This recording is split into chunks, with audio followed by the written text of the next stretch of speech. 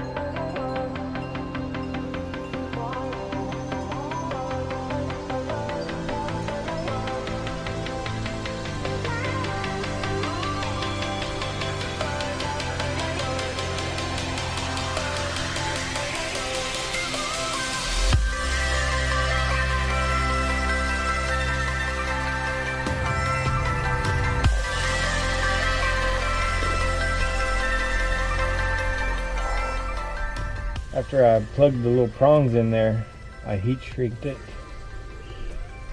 so that no dirt can get in there or water.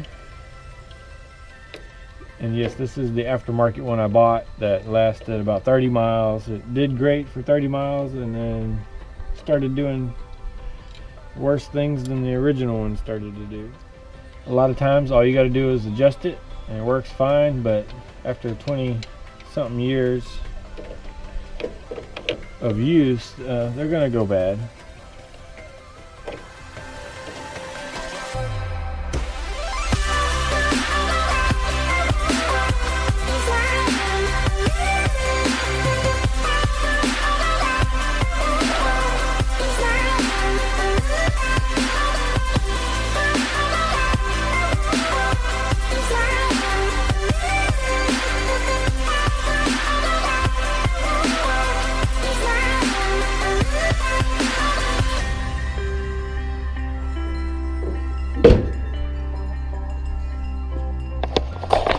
Alright, so I've got mine run through the wall and I've just got it sitting here right now, and it's, you know, I've got it set, I don't know, about a third of the way, and that seems to cause it to shift where it's supposed to, around 35 miles an hour.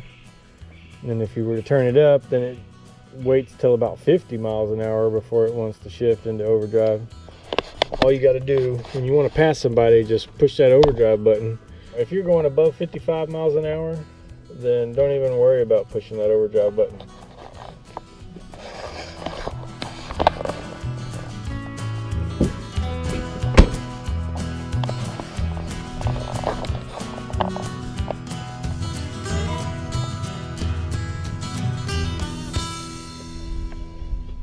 Well, for you guys looking to delete your TPS, I hope this sheds a little bit of light on the situation. And it's easy to make, or it's cheap to buy. Thanks for watching, and we'll see you next week on First Gen Diesel.